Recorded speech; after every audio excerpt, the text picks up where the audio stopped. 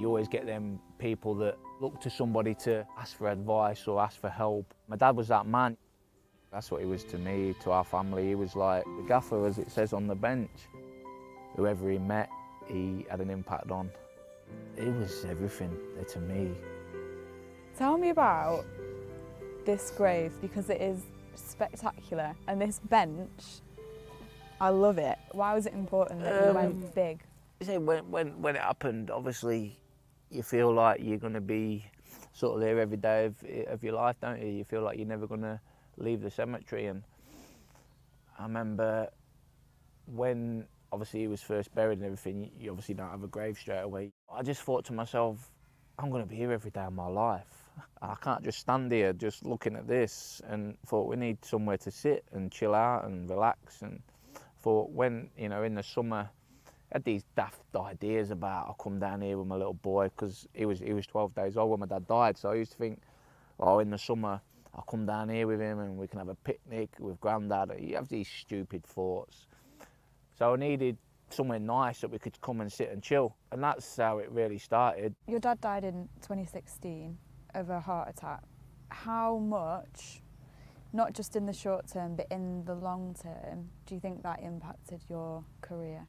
The career was like mine and my dad's career, and we did everything we did together as an amateur. We topped off the amateur career with winning the Commonwealth Games gold medal, and then we turned pro. And I'd not actually done anything in my pro career before my dad died. When he died, it was obviously a part of me died. I mean, it's, you know, people say things like that, but it did. But I had a burning desire to carry on for him and you know, achieve the things that we set out to achieve and what we knew that I could achieve. We got a few titles. Won the British title, which is a big title to win. Won the Commonwealth title and won a WBO title, global title, a Box of the World title. So, you know, there's a part of it that I did do what I set out to do for him, but there's a big part of me that feels like I've let him down in some ways, because, you know, I never did win that world title. I did go through big stages of depression or grief or whatever you want to call it. You know, there's been times since losing him, I haven't been strong enough mentally to deal with it.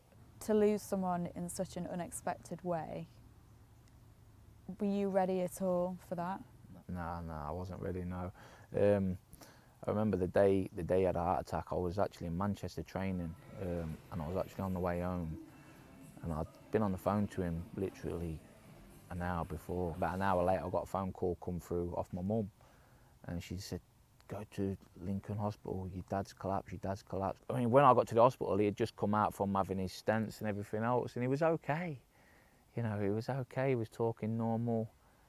It was like, he had a couple of days there just to procedures or whatever they do. They let him go home, and we thought everything was going to be all right. And then a week, I think it was exactly a week later, one morning, just got up for training.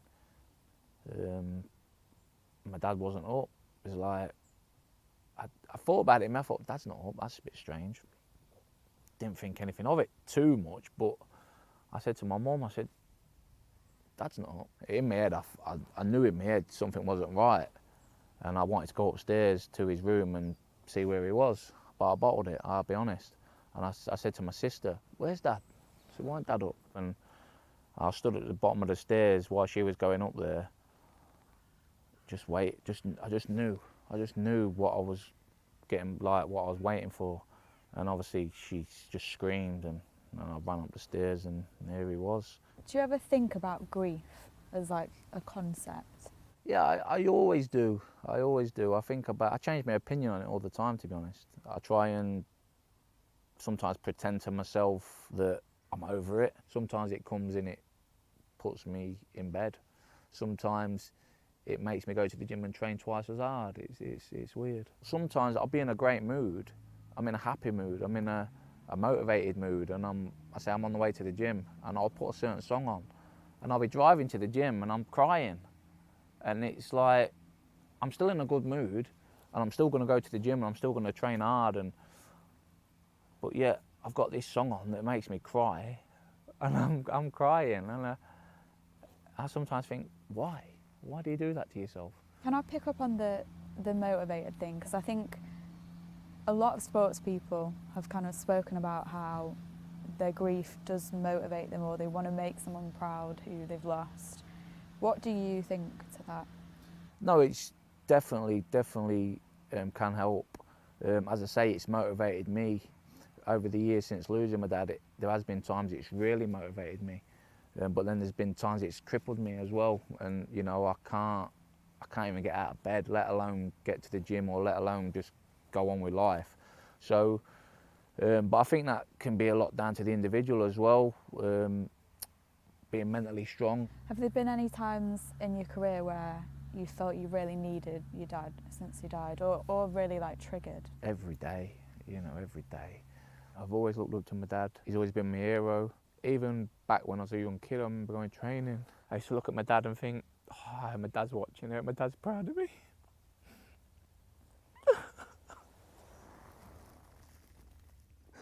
Sorry. Don't apologise. It's what we're here to talk about. When I was a young kid, I used to look at my dad watching me train, and that inspired me. You know, I used to think, oh, my dad's watching me, because everybody wants to impress their dad, don't they? And I always wanted to impress my dad. Even as an adult, we had a route, we used to go to run, and my dad would follow me in the car.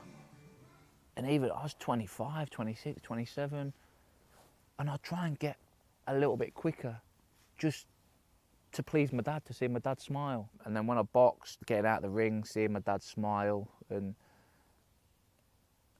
that was the biggest like motivator for me, you know. And obviously when I lost him,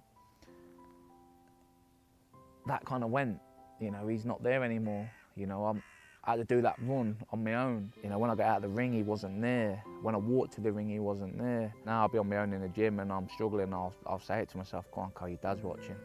That's what I've lost as well, like from him dying to having to continue the boxing and the training, and, you know, getting up in the morning when you're tired and putting that extra mile in and things like that.